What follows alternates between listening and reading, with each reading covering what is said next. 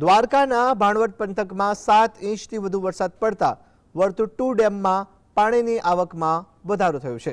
પરિણામે ડેમના 6 દરવાજા 4 ફૂટ સુધી ખોલવામાં આવ્યા છે।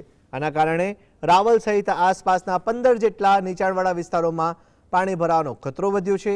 સ્થાનિક વહીવટીતંત્ર દ્વારા આ વિસ્તારના લોકોને સાવચેત રહેવા અને સુરક્ષિત સ્થળે જવા માટે સૂચના આપવામાં આવી છે।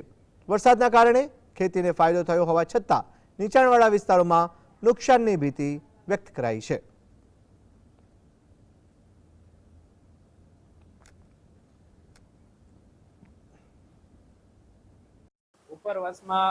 ઉપરવાસના બધા ડેમોની અંદર ભારે વરસાદ પડતા બધા ડેમો ઓવરફ્લો થયા છે। પાંચે પાંચનું પાણી અહીંયા આપણે વર્તુળ 2 સિંચાઈ યોજનામાં આવે છે।